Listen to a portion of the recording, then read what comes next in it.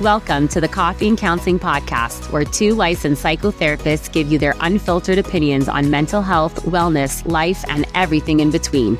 It's real, raw, and ready to challenge what you think you know. Get ready for some tough love.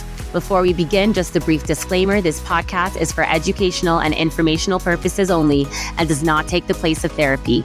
We hope you enjoy today's session. Hello, everyone, and welcome to today's session of Coffee and Counseling, where we don't spill the tea, but the coffee will be piping hot while we talk about all things counseling. We're your hosts, Rachel Steinhardt and Stephanie Van Schaick. It's the new year, and before you rewrite your entire life because of that, we hope to slow you down a little bit. Today, we're diving into how to set resolutions that aren't rooted in shame, pressure, or comparison, but rather in clarity, alignment, and the emotional check-in that we did last week together. We're going to build upon that. So grab your coffee and let's get on into it. Rachel, why don't you get us started with one high and one low of your week? Okay. So my high is easy. I have been stalking Facebook Marketplace to get my kids this like backyard kind of, what's it called? Like a climber. It's like one of those step to like a jungle gym, right? Kind of like an outdoor. It's like a miniature park for toddlers. But I wanted to buy a new one on Black Friday, and Black Friday, Cyber Monday was not working with me because it was still like $400, $500. These things are expensive. And I was like, thank you so much. Like, that's a lot of money. No, thank you. But we live in Florida. My kids are outside all the time. And I'm also, because I have a bunch of little children, there are a lot of days, Sundays, where we don't leave the house and they just need so much entertainment. It's crazy. And sometimes I just want to shake them and be like, do you know what I grew up with? Like nothing. Like, here's a cardboard box, figure it out. Which, by the way, is actually such nonsense because they love cardboard boxes and they can keep themselves entertained with that for 20 minutes. But eventually, it's imagination. Yeah, it's imagination. But whatever. So I really wanted one. And so I was on a literal mission. And when I tell you I was stalking Facebook Marketplace, I mean, I was on that thing every single day for a minimum of 30 minutes trying to find them like the exact thing I wanted. And it's hard because in the toddler age, like 1-year-old is very different from 2, is very different from 3, is very different from 4. And because I've had back-to-back kids, thank you, God, they all need something a little bit different, but I need it to work for all of them. Then it has to also fit within the requirements of my HOA. So it can't be a certain height. And it's just like, it was a whole thing. Getting to the end of my story, I found it. And I was so happy. So exciting. Congratulations. Yeah, I was really happy. It was $75 for a thing that was originally like almost $500. What a steal. It just made me so happy. And it was like, literally, this is really just like the little gifts that God gives you that people take for granted, because it was exactly what I needed, exactly what I wanted. Had every like piece and part, was good enough, like in good enough condition that I wasn't like totally grossed out or anything. It was like working perfectly fine. And it had like all the different components I wanted, like a place for climbing, a slide, a telescope, like a driving steering wheel. Like you can go under it. It's built like a little castle. It was just like this cute, adorable thing. So I had my husband go pick it up because obviously like we can't hide it until Hanukkah. So we were like, guys, we got you an early Hanukkah present. So I like took it outside, I cleaned it, I got it all prepared for them so that when they came home from school, it would be ready. And they just like ran their little butts outside, like screaming and smiling and playing. And I was like, yay. That's so nice. Yeah. It's just like, I love buying them things, but like when I find what I want and I don't have to like pay full prices for it, which is normally how I operate. It's just, it's like such a win. Yeah. So that was definitely my high. I'm still really excited to just keep watching them play and whatever. And then a low, I don't know that I really have a low, to be honest. I'm like sitting here, like I have to think hard. I'm just really tired. Other than that, like I'm really blessed that everything's good. I've just been like incredibly exhausted. I think I've like said this in a different one, but it makes sense. Like whatever work, mom balance life. But I think I'm just like just a little bit burnt out, but not really in the position, which I've talked about before, both on my personal page and I think on the podcast as well, where we're not always in the position where we can fully care to the burnout and the ideal way we want to. So like trying to find those pockets of time that I'm always talking about to refill my cup. I got myself an oil diffuser on Black Friday. And Oh, my nice. life for my book, whoever listened to that, to the I think it was when we did one of our podcasts, we talked about self-care. We were talking about like night routine. And I was saying I was switching over to books from scrolling. Yes. The light came in for my book. So now I have my lit up oil diffuser and my light for my book. And so we are starting a new night routine. So I'm very excited. Adorable. Well, I think that'll actually fit well too in today's, like the topic of today's session. Yes. So we were, actively trying to find the things to help me reach the goal. So we'll see if I'm less tired by next week, if it helps. But what about you, Steph? What's your high and low? Okay. My high would be that this past weekend, at the time of recording, we're still in December. I don't know a way to round that to explain that. So we're still for the Christians, still in Christmas spirit or whatever. And I really set out to do as many Christmas things this year, like as I possibly can. It's a lot of learning too. This is, I guess, my third Christmas actually here in Florida. And I knew what my Christmases looked like in New York. So it's like learning the different events that happen here. So I'm like trying to throw myself into doing everything. So anyway, this past weekend, I went to a museum that had like this beautiful like tribute to Charles Dickens and like had 1,000,001 like nutcrackers and different themes. And that was really nice. And I also went downtown to like look at the decorations down there and do some Christmas shopping. And it was like such a vibe.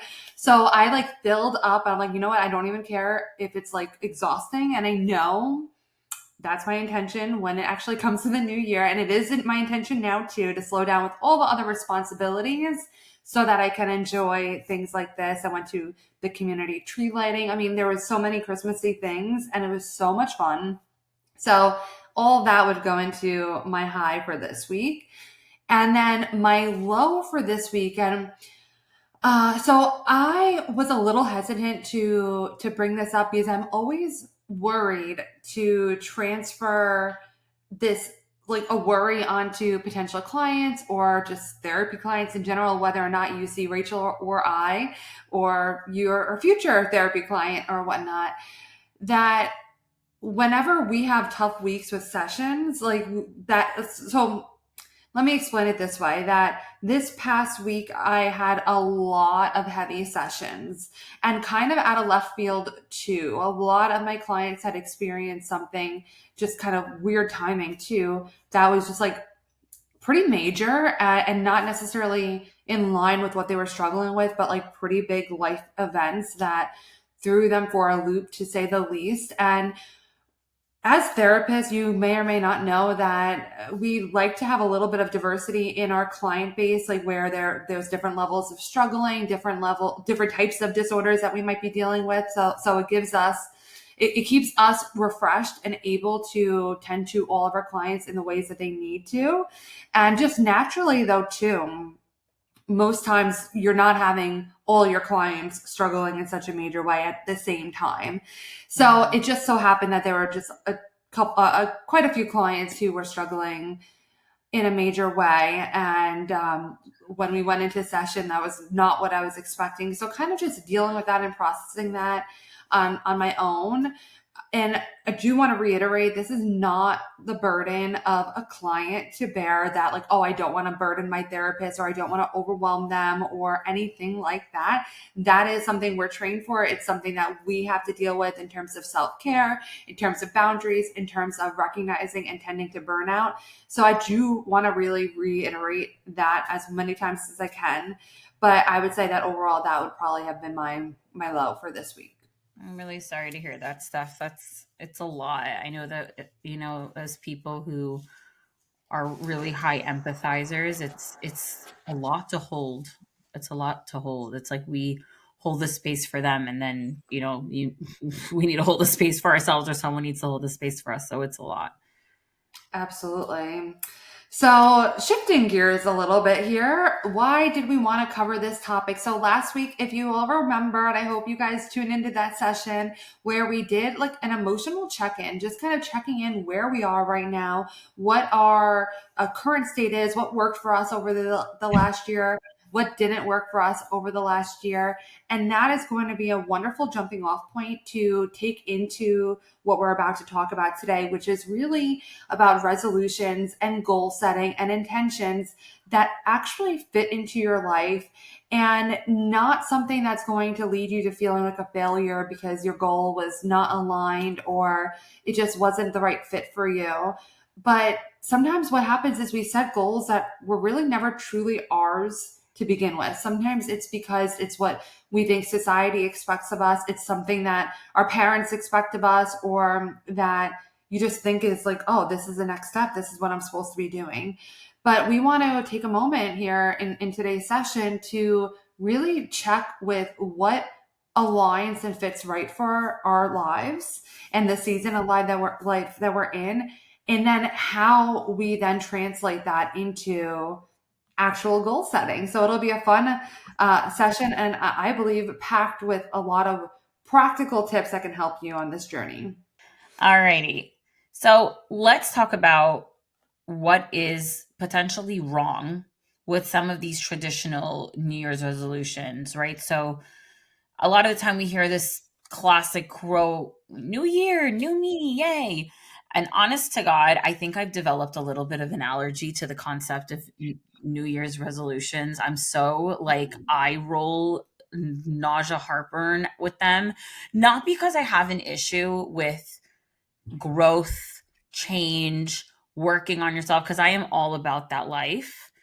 But I think it's the pressure and timing and how it's almost become like a social media movement of what you're doing and then announcing it to the world, and then like trying to convince other people that like what you're doing is the right thing to do, or you're hopping on this train of what other people are doing that has nothing to do with what you want. They're just, ugh. Like, first of all, why do you need to do it now?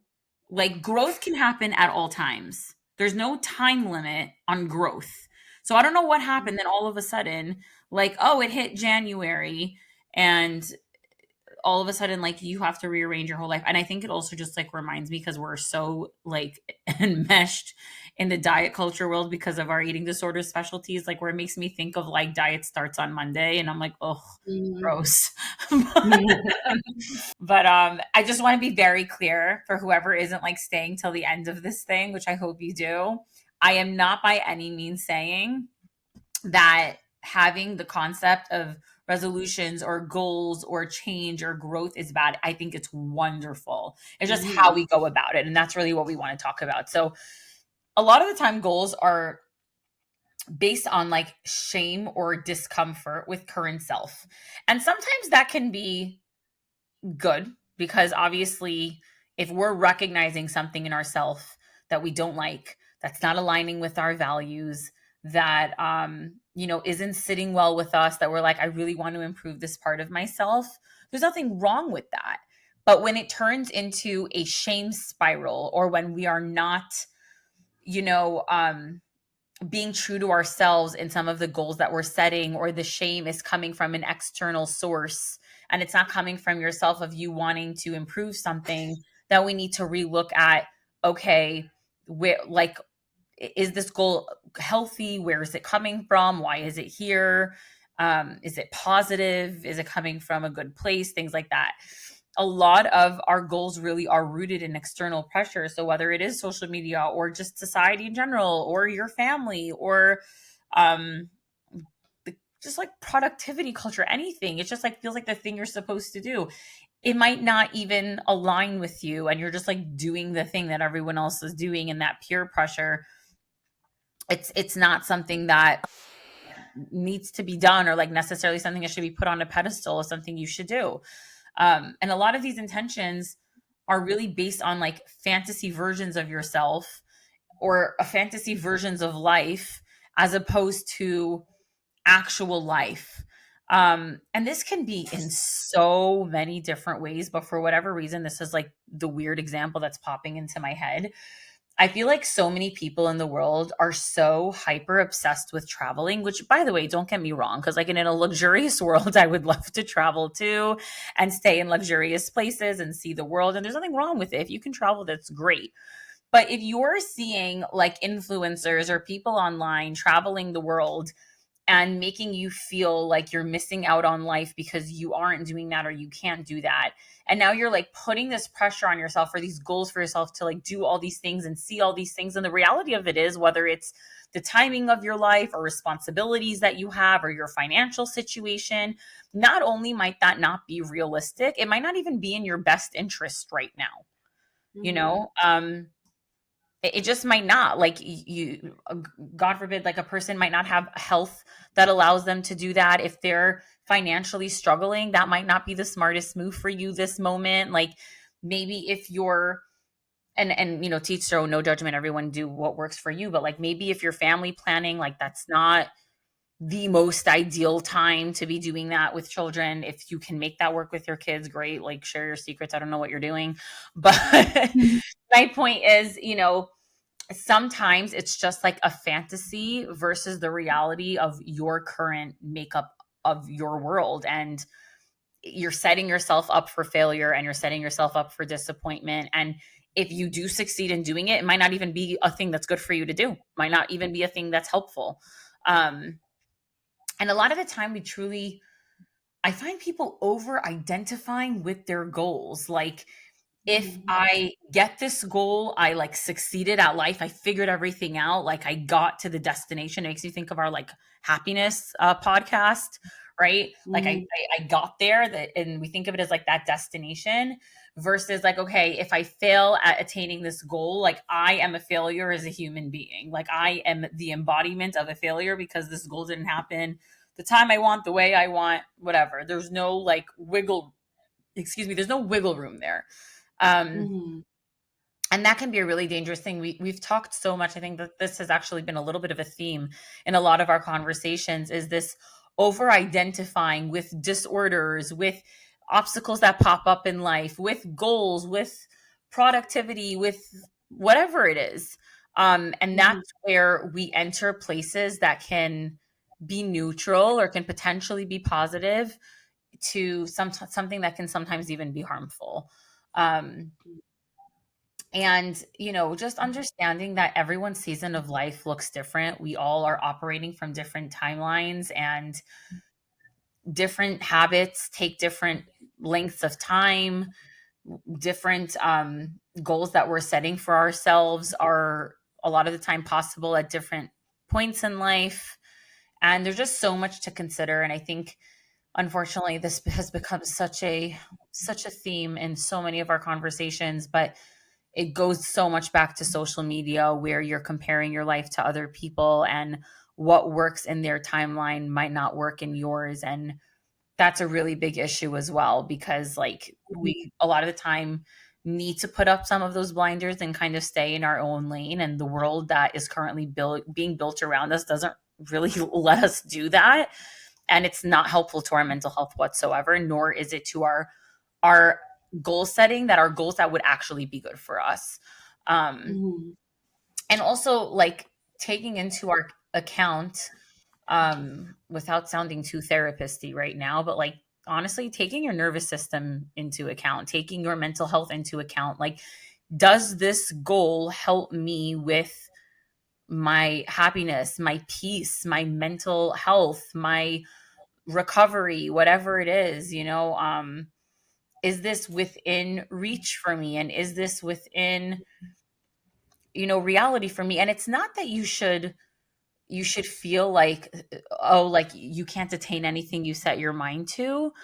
But sometimes it's kind of like, at what price, you know? It always makes me think of like um, when we tell our clients who are struggling a lot of the time with anorexia nervosa specifically, but with dieting in general, and we're like, I'm not even saying the diet doesn't work. I'm not even saying you can't get to your goal weight, but at what price? At what, like, what are you giving up to get there? And so that's like something we have to think about too with some of the goals that we set for ourselves is, okay, if I get there, if this is, let's pretend that this is not even a bad goal, that this is still even a potentially good goal. But in your current state, what price are you going to have to pay to get there? And is that going to fill your cup or deplete your cup, essentially? Mm-hmm. And really Mm-hmm. looking into, is this something that in the long run or in the larger picture of your life is really going to be beneficial to you?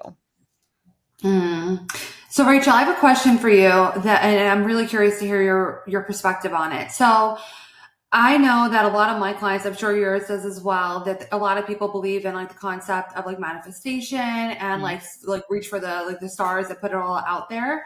And I know that personal conversations that we've had in the Jewish community, you guys do believe in this. And so I'm really curious to hear about like, how do you balance that out where it's like, yes, you do want to have the goal of traveling, but right now perhaps like, where is, the gray area with putting that on a goal for a manifestation purpose rather than it being something that like I'm not going to take action right now because it's not the best and safest thing for me.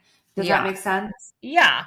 Well, I think where you take action, that's where it becomes like it depends on the person you're asking. But let's say it's something that's like almost outside of what you can take action with. Like you can only do so much, and then, everything is in God's hands. So, first of all, that's the number one thing that I could speak for myself, and I think I would like to say many Jews align with this concept of you have to do what we call your hishtadlu. You have to do your part. You have to put in your efforts. So if you have a goal, like you have to say, I have done my best. I have taken the steps to attain this goal physically and then mentally and emotionally and spiritually. And I think the mentally, emotionally, and spiritually part of that is also the manifestation that you're going to attain this goal, that God will give you this goal, that the world will align for you to get this goal.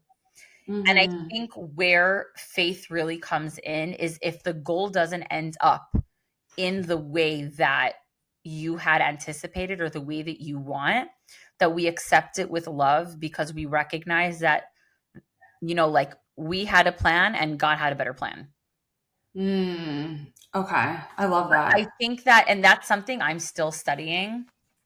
So anyone who is listening to this who either is Jewish or knows what I'm talking about, regardless of being Jewish, this is a concept called like bitachon. So we have like the faith in God and then we have the trust in God. So I think there's a lot of misconceptions, and it's something I'm still learning to master and perfect, of misunderstandings within that. Like, because some people say, well, if it doesn't happen, then it's not that it wasn't the best for you, it's that you didn't truly trust. And if you don't truly trust in it, it's not going to happen. So I think there's a little bit of people having a lot of conversations around that piece of it, because it is still a concept. And I think within Christianity, that's a thing too. Correct me if I'm wrong or not, but where like everything quote unquote happens for the best, and like whether or not we see it, like God does everything in our best interest. So Sure. Yeah. I think that that's really where it's like, was it that we didn't do our part, B, we didn't truly have that faith and trust that it was going to happen, or C, was it just not, was that just not like where the stars needed to align for us in order for us to be where we needed to be in life? But that's really where it comes from. I don't know if that answers your question. Yeah, no, it does. And to answer your question as well, that yes, Christianity does have a belief that God works all things together for our good, whether or not we understand it. So that is absolutely something. And from everything that you said, it seems like the distinction is that we could set and set those intentions or those desires, but then it comes down to like, okay, what is like putting it out there and having faith in God, or for some people it might be like the universe or things like that. And then what is like when and I think this is going to work well when we talk about SMART goals, for a little foreshadowing a little bit, as to what then is the action that you take that's in your control. So there's kind of a difference between the manifesting part of it, so to speak, and then the goal setting part of it, when we kind of separate those two out a little bit. Oh, 100%. And I think that this is where it works so well with like anxiety and finding peace, because you are focused. I mean, even though technically to a certain degree, we're like, how much is actually in our control? But whatever earthly things are within our control, like we do believe in the freedom of choice. Everything that we do in life is our free choice to do it. God is giving us the opportunity to choose. And so if you are in a place where you're like, okay, this is something I want, like I'm making the choices in order to attain this, you're still, for whoever doesn't believe in God, this still works for you, right? Like I am focusing on what is within my control. And I am letting go of the things. And again, whatever it is that you believe in nothing, you believe in God, you believe in karma, you believe in earth, you believe in whatever. Like I'm letting go of the things that I don't have control over and finding peace in that. And I think where religion comes in and creates an element, like that extra layer of peace and happiness and serenity, is that even when something does not work out seemingly the way that you want to, or even is seemingly doesn't like, is like bad, right? But we don't really believe that anything is bad, because at the end of the day, we're like, this is orchestrated the exact way that it needs to be orchestrated. And there is that level of calm and peace that comes with that, where I know where we're going to talk about, what happens when our goals aren't met and what does that do to our psyche. For people who don't necessarily have that thought process or that belief system, that can potentially go to a much darker place. And I think that that's where it holds differently for people that view the world through those different lenses. Some great points. That could be like a whole conversation in and of itself. I think that we have a lot that we could probably talk about with that. It's kind of like our theme here. Like we could have a whole podcast episode about 100%. That. By the way, if anyone is coming into this, coming into our podcast, and this is like the first one you're ever hearing, I think that is the most we've ever talked about religion in an episode. So if that doesn't fly with you, don't be scared, because that normally isn't part of our conversation. Totally. But you know what? I have so many clients that would not identify with a certain religion, and manifestation is a big part for them, where it's like a spiritual practice. So I think it's a lot more common than even someone who is affiliated with a particular religion. Absolutely. So hopefully we can always find things that could be helpful throughout our podcast session. So the next topic we want to talk about a little bit is like making sure your resolutions are actually truly yours. So some questions that we want to be asking ourselves is like the goal that I'm setting. Like think about every goal that you're setting and ask yourself some of these questions. Like, is this goal coming from a place of comparison? Like for an example, and I'm going to use, I know, an extreme example just to kind of illustrate this in the best way I can. But like if we're saying that, oh my gosh, I want like a 20,000 square foot house because I'm comparing myself to the Kardashians and I want that type of house. Like, is that truly what it is that you want? Like, I know that even if I was absolutely loaded, like I wouldn't want something like that. And I know, again, that's an extreme example, but like, are you doing it because like you're comparing to someone who you perceive to have more than you or has something that you want, but the thing that maybe you're setting the goal about actually doesn't have anything to do with that thing. Right. So I know that's a bit of an abstract thing to kind of conceptualize with this, and we would just encourage you to like look at the specific goal and be truly honest with yourself about like, where is this coming from? Is it because you think that everyone else is doing it? Like if everyone's getting a dog, does that mean you're supposed to get a dog too, just because like that's natural? Or everyone's getting married, are you supposed to run out and get married even though you never really thought that that was something that you wanted to do? So just checking in with that. Is it driven by guilt or insecurity? Like, do you think that this, like achieving this goal is going to make you like validated in some way? Or is it just completely tied to you, tied to a part of you that is seeking validation? Like, let's say if your entire goal is to get a promotion in your career, that can be a completely amazing goal. Like if that's truly what it is that you want to learn in that regard, you want to be able to have a little bit of the prestige of that promotion and make more money. That's awesome. But if it's mostly rooted in, like, I don't know if I'm good at my job, and the only way I'll know is if I get promoted, that's going to be validation. That's going to be short lived. One, that's something to check in with yourself on another level anyway. But checking with yourself, like, where is this goal? Like what is the intention with this goal? If I were to achieve this goal, like, would this actually give me satisfaction long term, or for semi long term, at least for the nearby future? That's not kind of like a spike and then like a spike of validation and then it falling flat. Then we want to ask some clarifying questions when we are looking at our goals. Like, ask, who am I trying to become? And like, why is this what I want to become? Why is this identity something that I'm reaching for? Is it because it truly aligns with my values? Or is it coming from one of those places that we talked about earlier, like a place of comparison, or that this is just what you're supposed to do? Let yourself guide your goals. Like, let your true goals and values and identity or desired identity line up with this.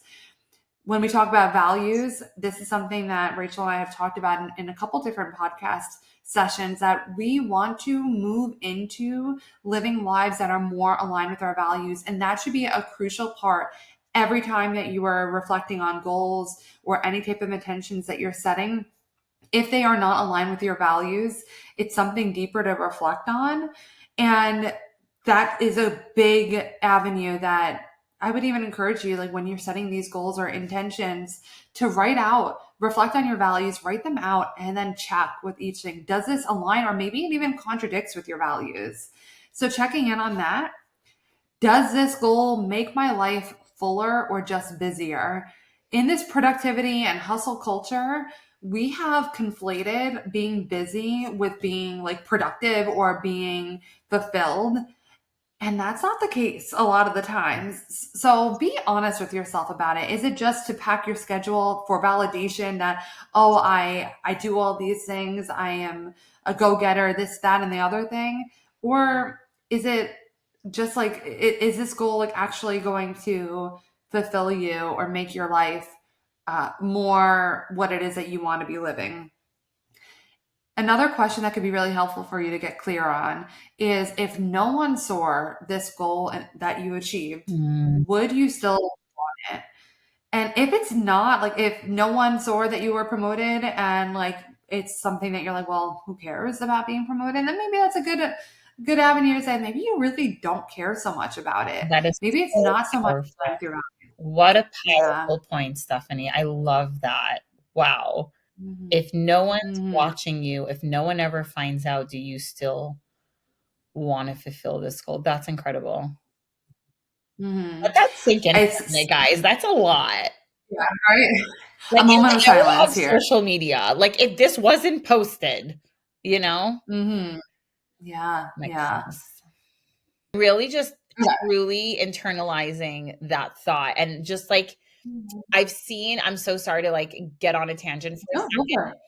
but there have been, by the way, I'm going to preface what I'm saying right now with, I still believe that everyone's pain is completely valid, that everyone's tears are valid. I don't think that every single time somebody posts something like this that it's fake. So I want to say that. Mhm. That being said, the amount of like reaction videos that I have seen, which to a degree I'm happy about it, because like somebody needed to say it, on like people who are posting themselves like hysterical crying in the middle of like a breakdown during grief. In listen, I truly, I'm not saying this from like a judgmental place, because I do think that there is a power in people being vulnerable on screen. I think that there is a power in someone sharing emotion and someone, sharing their experience so other people don't have to be alone. And truly, like, I commend people for being so open and vulnerable about some of their life situations on camera. But it's like, it's still that moment, because for some people, let's be real, it's not going to be genuine. Or even if it is, it's just like, I think for me personally, I have a really hard time, and that doesn't make it wrong. It's just how I take things.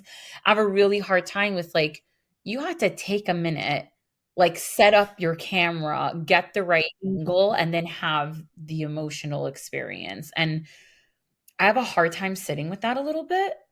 Again, like I really truly believe in the things that I said. Like there is power in it, and I get why some people do it. And I think for many situations and stories that I've seen and read about, I understand, and I can, I can respect it, but I have a hard time with it. And so just like Mm. this whole concept of, if no one was there to see, would you still be doing this? Or Mhm. like what would the truth be in your heart? Or like what are you doing this for? Who are you doing this for? As you are going into making resolutions and setting yourself goals, it's such a personal question. And I really urge you, I just like backing up what Steph just said, to really meditate on that for a minute, because that is a Mhm. truly powerful thing to think, if no one was here to watch, would I be doing this? Mhm.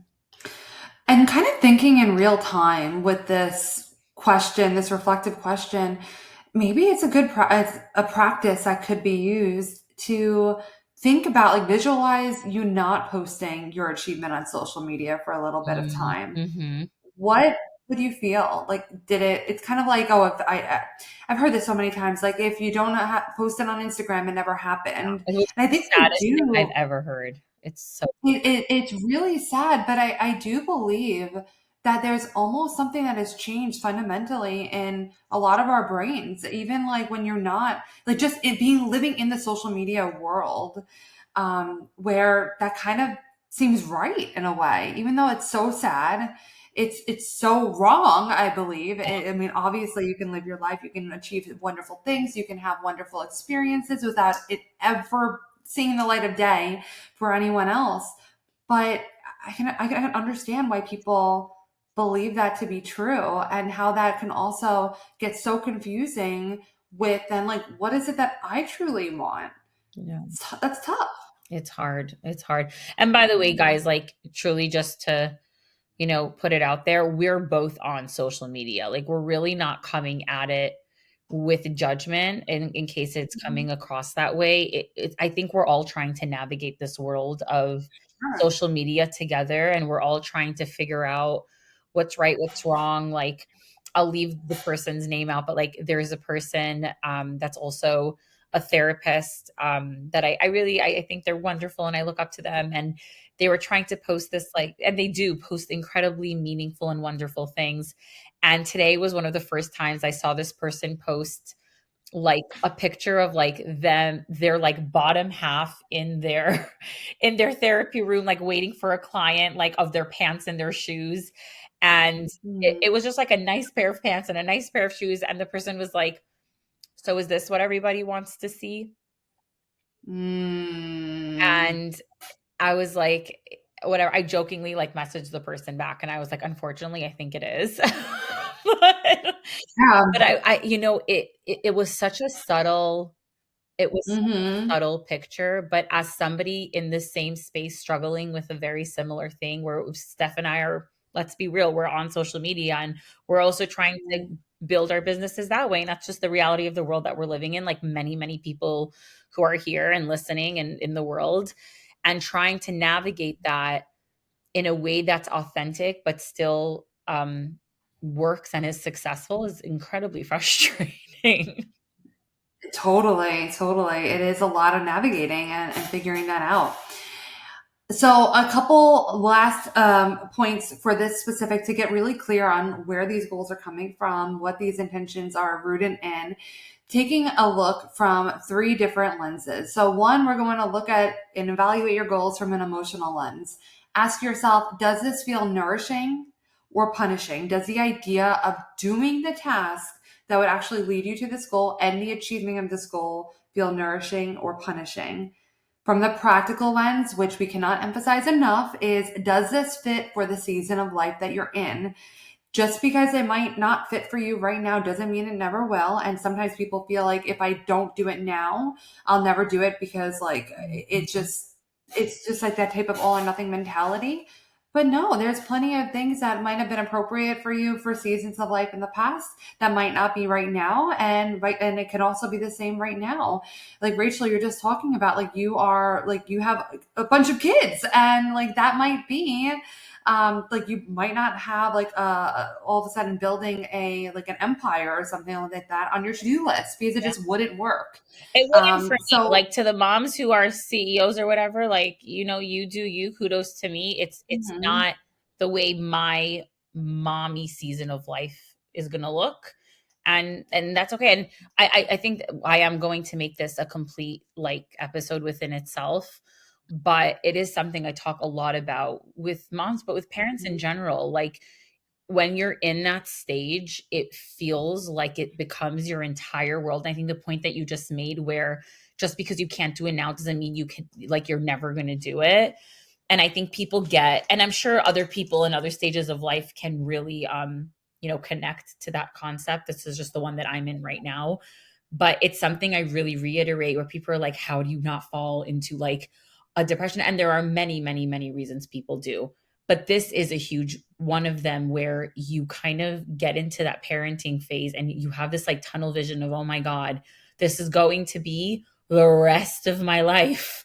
Like, I'm never mhm, gonna find myself again. I'm never going to have a time to myself again. I'm never going to just be able to get in the car and then get out of the car without a second thought. Like, you just mhm, can't. People lose like that light at the end of the tunnel, and they're like, all my hopes and dreams are out the window.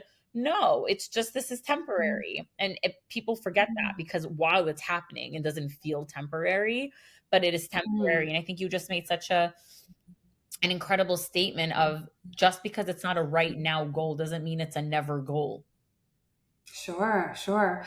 It's really a matter of being honest with yourself about what season of life that you're in. Mhm. But even if you're in the same season of life as your neighbor, just like you said, there might be some CEO, mom, boss babes, all of that, and there might not be. Yeah, And that's totally fine. Not, yeah, one's not right, one's not wrong. It just is truly being honest about where you are absolutely. and what's right for you. Because ultimately, when you are setting these goals and the thought of achieving them, we want that to be life giving, not life draining. Absolutely. And the third lens to look at this through is from an identity lens. Does this align with the person I'm becoming? Does it align with the identity that I really want to embrace? So looking at it from the angle of like, this is what I see myself. We can do exercises on this where it's like, this is what I want my day a year from now to look like. This is what qualities I want to embrace. Does the goal then align with that person that you are working toward? Hmm. So what we're gonna get into and stuff, feel free to jump in at any point because I know you're a goal of this. You're a goal. Oh God, we could tell the thought process in my mind right now. Um, you're a fan of this as well, but I am a huge, huge fan of SMART Yeah. goals. I think this is such an incredible tool. Whether you have a disorder, you don't have a disorder, you're in therapy, you're not in therapy. This is so Mhm. important to live a healthy, productive life. And it's such a big missing piece, I think, for people who feel like they're constantly finding themselves, I don't want to say failing at their goals, but not meeting themselves where they want to be and like not getting to the points that they want to get to and getting so frustrated why they keep trying and trying and trying, and it feels like they can't get to the finish line, and what in the world is Mhm. stopping them from getting there. So for whoever has never heard of this, dum da da dum, this is called SMART goals. And take like almost anything away from this episode, at least take this because it's short and sweet and to the point, which is exactly what SMART goals is. So the whole Mhm. concept for SMART goals, let's talk about this. So SMART stands for specific, measurable, achievable, relevant, and time bound goals. So, what does that mean? when we are making goals, a lot of the time, these different concepts are left out of the goal making process. And that is what is stopping us from getting there. So let's talk about what this actually means. So specific is pretty self-explanatory. A lot of the time when we're setting goals, the goal is way too big, way too vague, and we are not going to get to where we want to go by making this huge goal. So for example, if we're saying, I want to sleep better, gesundheit. Hey, okay, that's great that you want to sleep better. How on earth are you getting there? Like, and it just feels like, okay, wonderful. How do I get from point A to point B? Making it measurable. So again, that's also pretty self-explanatory.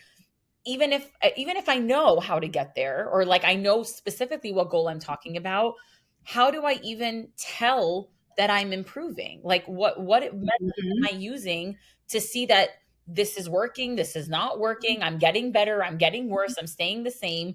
And that's where we can lose weeks and months and years of time trying to attain a goal and going nowhere, because we're not actually taking a moment and taking a pause and saying, okay, let me reflect on what's happening right now. Like, and measuring where we are actually at. Making it, this is a huge one, you guys, making it achievable. So making it realistic for the season of life, which we've been saying throughout this entire session. Like, if it's not achievable, if it's not a realistic goal for you, don't set it. Take it and maybe make it more achievable or make it stronger. This is something I tell my clients in every single initial session I have. Doesn't matter what they're seeing me for, doesn't matter what their problem is. Whenever I see my clients in my first session, I always say, guys, I give a lot of homework. And I am telling you right now, if I'm giving you a homework and you're sitting there going, I am not gonna do this, then tell me. Because if it's not an achievable goal for you, that is totally okay. We can alter the goal to make it achievable. So like, for example, I'm very big on journaling when people are in therapy. I'm like, if you can't journal every single day, maybe it's 3 times a week. Maybe it's 2 times a week. Maybe it's every single day for 5 minutes instead of 10 minutes, or 10 minutes instead of 20 minutes. And I will meet them where they're at. So you need to meet yourself where you're at. Be realistic. If you're hearing something, or you're saying something inspired you, and you have that first initial like fire under your butt, and you're like, I'm gonna do this, yes. And then reality sets in and you're like, but when am I gonna do this? Right? You have to make it more achievable. So that is our A. R, relevant. Okay, so does this align with my values? Does this align with my identity? Also, that's more coming from a personal space of like, why am I doing this goal? But let's say it is relevant to you and your life. Is the specific goal you just set also relevant to the larger goal that you are trying to meet? So, for example, if I'm going back to, I want to sleep, and then all of a sudden I tell myself, okay, well, as part of I want to sleep, I am going to get myself like this really fancy blanket. Now, you have to be real with yourself. Like, is that actually going to help you sleep? Or are you coming up with random reasons to buy yourself luxury items? Like, right? You need to be realistic with whether or not the things that you're doing are actually relevant to you attaining your goal. So there's the internal factors of it being relevant, and then the external factors of it being relevant. Like, internally is this aligning with the goal and with what you want for yourself and where you want to go. And externally are the things that you're doing within reaching the larger goal actually there to help you reach the larger goal. And finally, we get to the T, which is time bound, right? So I'm not going to say like, by this year, I'm going to do, again, that's way too vague. So very similar to the specific concept, but instead of it being about the goal in general, we're talking about setting ourselves time limits. And part of this, which actually connects to the measurable piece, is so that we don't continuously do something that is potentially not working. Or let's say we took the next step forward. Great. What's the next step forward? We don't have to stay in the same area for a year, right? So let's say, like I normally do it with clients in increments of like 1 week, 2 weeks. That's it. Because after that, we're taking a pause. What worked? What didn't work? What did we like? What did we not like? Do we have to scale it back? Do we have to push a little bit harder? Right? If you're just setting yourself some random goal and you're not being specific about it, and you're not giving yourself little goals within the larger goal to get there, and you're just like vaguely putting something out into the universe, and then a year later you're like, well, did you meet your goal from last year? Oh no. Like, that's how that Which is goes. right, and that's the trap that this is one of the reasons why when we're not doing the check-ins, when we're not doing these types of reflections, and truly being honest with ourselves, that's where we end up. And I just am curious for everyone to reflect, and feel free to share it with us if you reflect on this. It's like, is this goal that you're setting the same goal that it was last year that you didn't achieve, or the year before that you didn't achieve? And you're just kind of like the same resolutions every year that you're not moving any momentum towards. Maybe it's because you aren't being specific. You're not like, I'm not saying the SMART goals are the be all and end all, but they kind of are when it comes to goal setting. That if you don't have like actual measurable and specific goals, you're probably not going to make any movements toward that goal, at least significant, meaningful, and lasting movements. Mm-hmm. And right. And I think that that's also where the relevance piece comes in, the internal relevance piece, because you might be doing all the right things, and then at the end of the day, it's like, maybe it's not something you really want. Mm-hmm. And like, that's something you have to face as well. But let's take another real life example and try to apply SMART goals to it. So let's say you're going into this year, which Steph and I are a very big fan of this goal, and you say, I want to improve my communication in my relationship, whatever relationship that is. Okay. So let's break that down. That's really vague, because it's wonderful that you want to improve communication. How? Great. So let's break that down. So let's say for this specific person, they're going to say, I'm going to improve my communication with my friend, my partner, whatever, by initiating meaningful check-ins. So like, I'm going to set aside time to check in with how they're feeling, how they're doing, where we are within our relationship, what's going wrong, what's going right, like a meaningful check-in. Great. So now I know what I'm actually doing to get to this larger goal of improving communication. Now, how am I going to measure that? Like, that's a conversation. How do you measure that? So you're saying, I'm going to set that within the goal to do the meaningful check-in. I'm setting myself a measurement of doing this 2 times every week for a minimum of 15 minutes. So now I know I can measure the fact that I'm doing this by setting myself a time that this is happening. Right?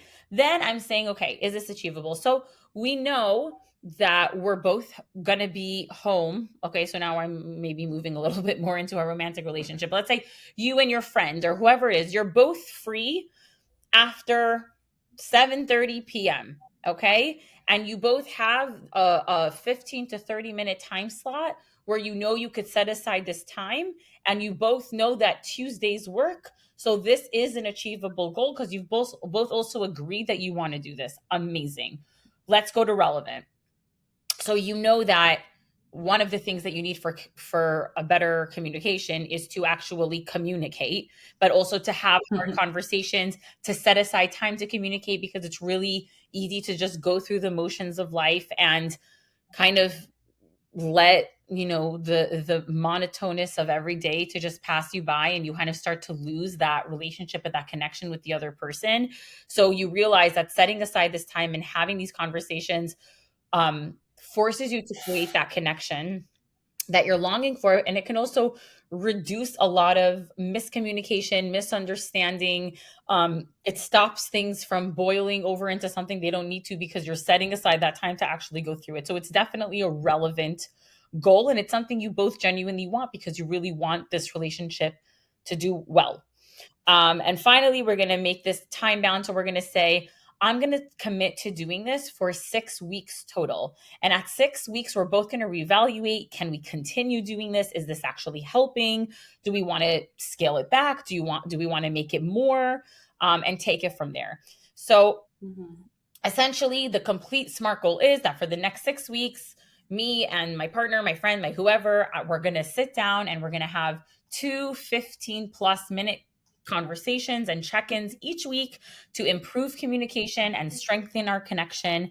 And by the end of 6 weeks, we're going to reevaluate. So there you go. You just took this, I want this vague concept of better communication with this other person. And now you like actually have something to work with.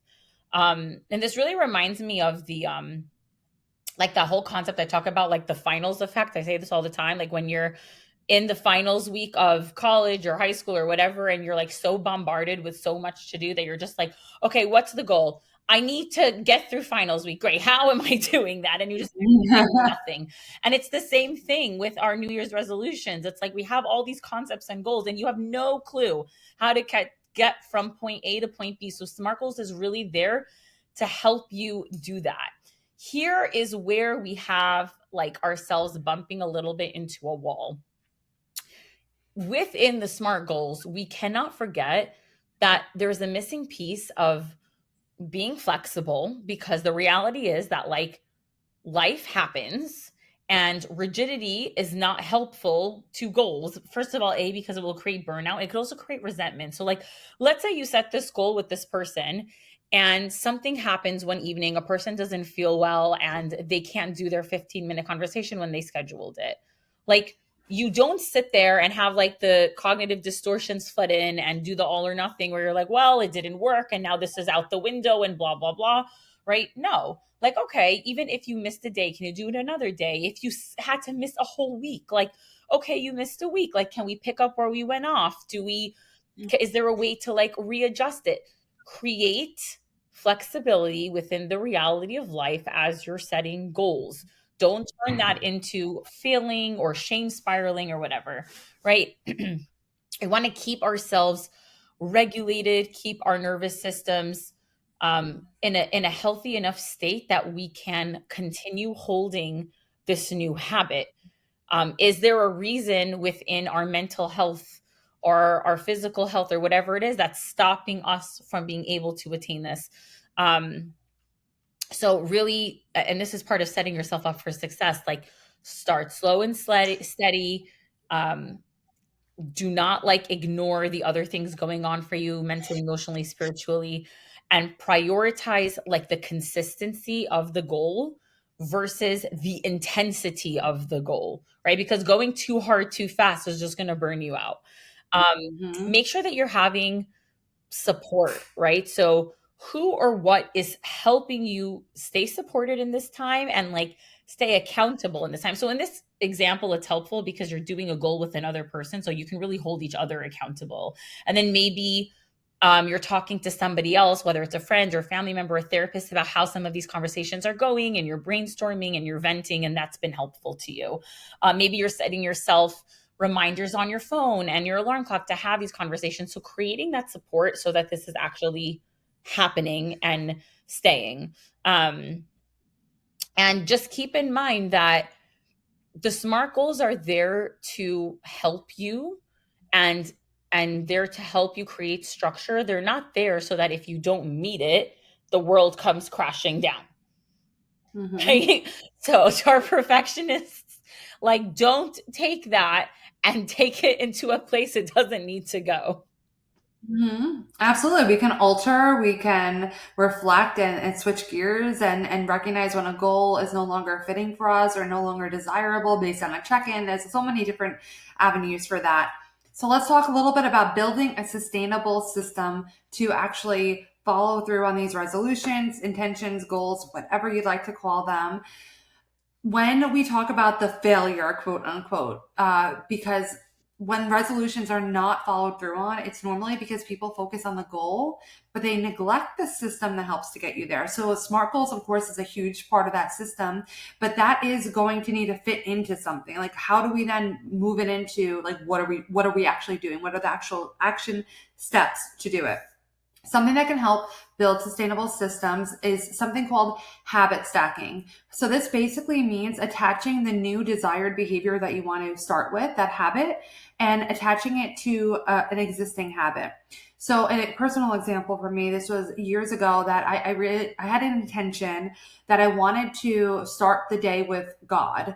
And the way that I did this was when I was brushing my teeth, which was like literally like one of the first things I do every single morning, I would either put the Bible app on my phone. Well, I have the Bible app on my phone. I would either play that and play a Bible story or a YouTube video where it would talk about a morning meditation with God, something like that. But it's because the habit that I wanted, which was starting my morning with God, this helped to steer me in that, attaching it to something that I do without thinking every single morning. And it helped me to build the habit that I don't even need that. I don't need to necessarily do it one brushing my teeth because it's just part of my morning now in some way, shape, or form. We want to create our environment to support the desired behavior. And you can also try to deter the undesired behavior through our environment as well. So here's an example. Rachel, I brought up journaling. So let's say you have a goal that you want to start journaling every night. Super vague, super easy to forget. How can we work with our environment to help it become more of a possibility and a likelihood that you actually will journal every night? Is we want to make the journaling cue visible and unavoidable to the best of our ability. One way that, or a couple ways that this can look in practice is if you want to do it every night before bed, put the pen and journal on your pillow, because you're not going to be able to lay down until you pick that journal up, and it's going to be a cue for you like, hey, I want to journal. And it doesn't have to be anything crazy or anything like that. You might just write down a few words if that's how you want to journal to start. But the key here is putting the journal right where it's going to be very, very visible. Maybe you want to do pre and post work check-ins, and you bring the notebook into your car and put it in your console and make it a very bright neon color. So like you cannot unsee it. Like you see it all the time when you are parking your car or starting your car before you start leaving. If you're doing it on your phone, you can put a shortcut for all you tech savvy people, because I have no idea how to do this. And Rachel, I bet you don't either. Just knowing you. For sure not. Right. If you journal or use a notes app for your journal, put it on a shortcut or as a shortcut on your phone's home screen or wherever you like the apps that you normally use a lot. Well, that I know how to do. You just I realized that, and then you just bring it to the forefront. you wait for them to start dancing and then you move them over. Okay, yeah. Stuff. Come on. Yeah. We got this. We're tech savvy now, guys.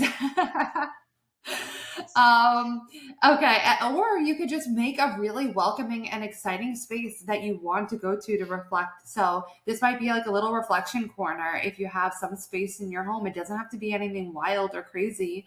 Put a warm light, a nice comfortable pillow on the floor, and just put your journal there, and it's going to naturally be inviting for you that you want to go over there and journal.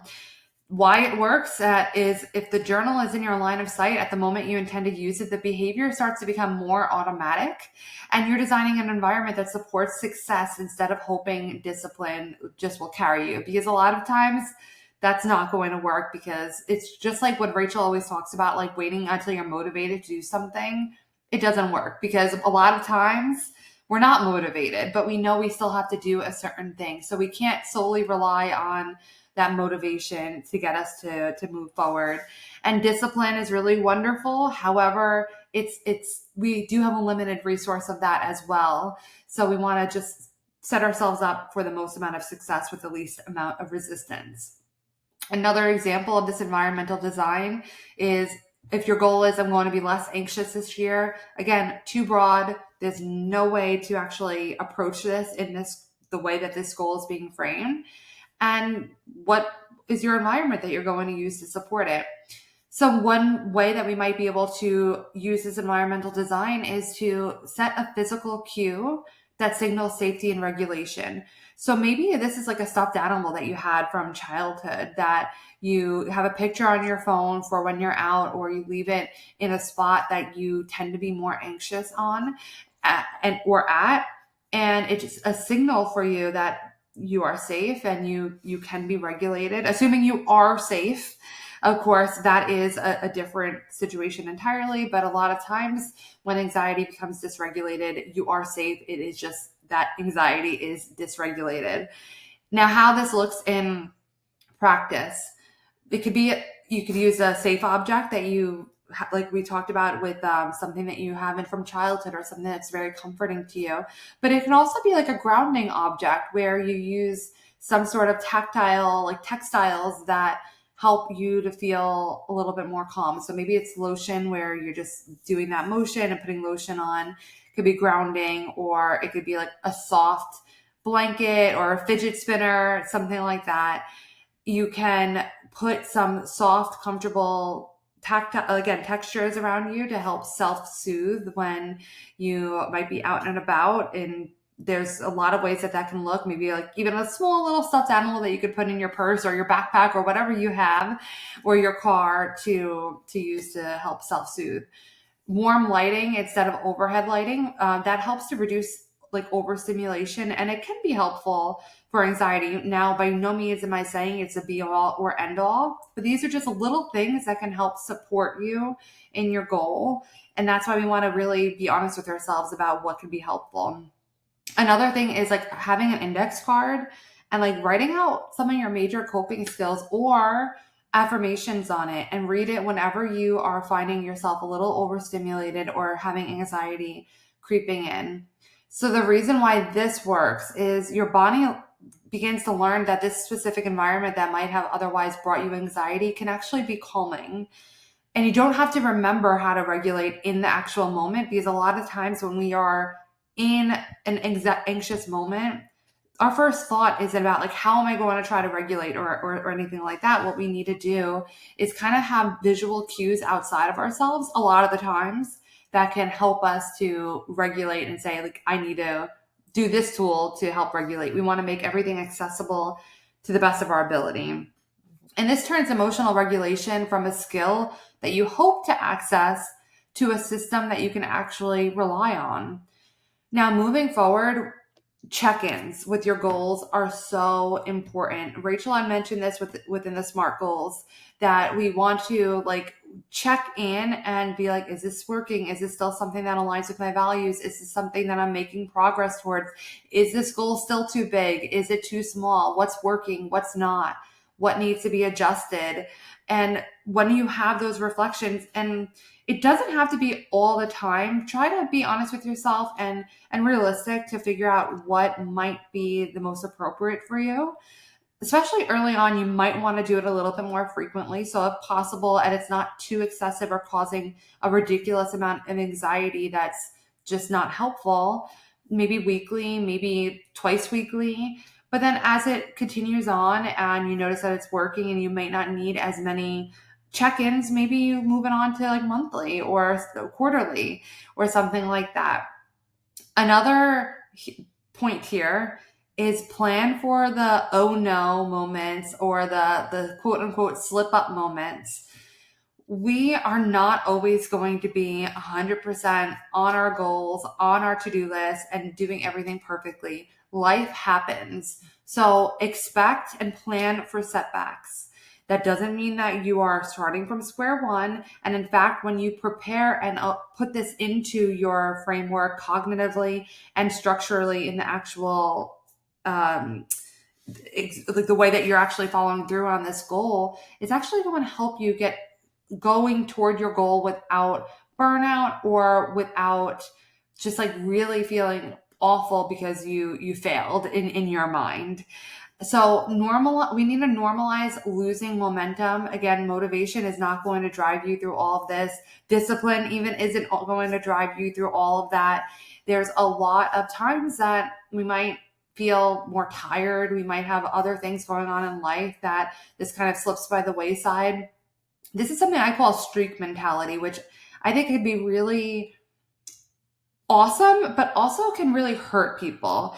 And this kind of goes along with, I think it kind of originated or became really big with Snapchat, where everyone has like their streaks moving, like everyone, like you send people, I don't know, I don't have it, but I hear about it, where like you send each other like pictures and every day you get a streak. And a lot of goal oriented apps will track your progress. Like every time you do it, every day it's adding to your streak. However, what happens when you miss a day? Because again, life happens, sickness happens, things happen. Then if we miss that, then all of a sudden we feel like we're back at square one. So if we can incorporate that there might be days that are missed within that streak, we could still play on that, like the gamification of like, I'm going to do it every day and get that joy and pleasure out of hitting that goal. But be flexible when it just isn't reality and it's not going to happen. And what we want to do is really focus again on the getting back on track. And maybe that's not even the right way to put it, because that kind of makes it like, oh, it's so linear and so structured. But for lack of a better way to put it, we just want to realign ourselves to go back to the goal if it's still what you want and what is meaningful for you after some of these oh no moments happen. We don't want to focus on perfection, because perfection is really, it just doesn't work very well when we are talking about goals. In fact, it usually ends up making us feel not so great. And one last thing before Rachel wraps it all up is I would recommend a book called Atomic Habits, and I believe it's by James Clear. I'll link it in the show notes, but it's really great at talking about habit stacking and different ways of forming micro habits to actually help to set yourself up for these bigger goals. So I'll link that in the show notes. Amazing. Really, guys, just take from today that whatever resolutions you end up setting for yourselves, they don't need to impress anyone but yourself. And they don't need to support any concept of like an external validation aside from what internally matters to you. And, keep in mind that like your value system should be the core of what is creating these goals and setting them.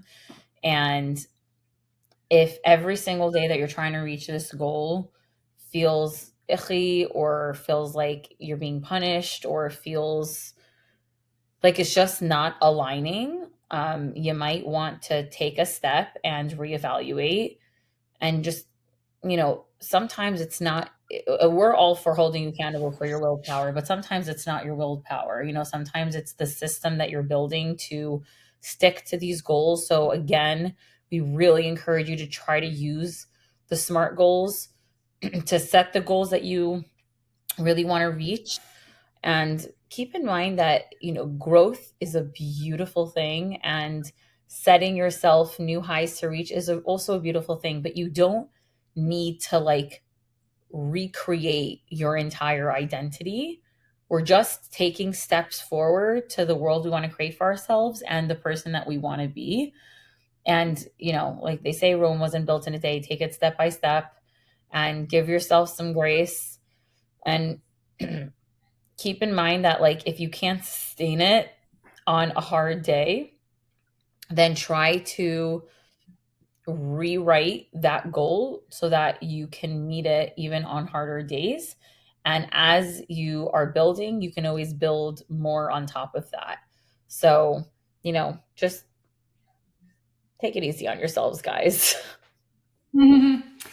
All right. And that brings us to today's listener's question. Yes, we are back with the listener questions after 2 weeks of some shorter episodes tailored to just like the holidays happening. So if you don't know, at the end of our sessions, we do leave a little bit of time just to answer one of your questions. If you have a question for us and would like a chance to be featured in one of our next podcast sessions, you can email them over to us at coffeeandcounselingpodcast@gmail.com, or send it over to us on our Instagram at Coffee and Counseling Podcast, which, by the way, we hope you're following over there. So today's listener's question is, do therapists ever get tired of listening to people's problems all day? Valid question. Yeah. So I'm so curious to hear what you think, Rachel, because when I hear this question, first off, I think that this is a very much a question that I believe a lot of people who are like non-familiar with therapy might ask more so, kind of just like what you perceive therapy to be. But I can truly, honestly say like that this doesn't align with me. And I think that's something that I've noticed with myself in just my career, that it's almost as though I do put a different hat on when I'm working as a therapist. Like, yes, it could be really exhausting if you're just like talking to like people in your personal life and like all day, every day, like they have just problems. But when you're a therapist, like it's just different approach. Mm-hmm. And I don't really know how to fully put it into words at this point, but I would say that just from the question itself, no, but it can definitely be like weighing heavily on us depending on what the topic is. Not necessarily like, oh gosh, I can't believe I'm hearing another person's problem. Like that's not something that we struggle with, or I struggle with. I don't recall ever having that. But rather, yeah, we could get tired just from like the burnout of listening to some really tough things and trying to help people, or the emotional burnout that can come from it. But just not just like, oh, I'm just annoyed or anything like that. That's kind of how I interpret the question. And personally, I don't feel that way. I don't know. What do you think, Rachel? So I want to split this into two sentences. Do Mm-hmm. therapists ever get tired? Period. Yes. Listening to people's Yeah. problems all day? No.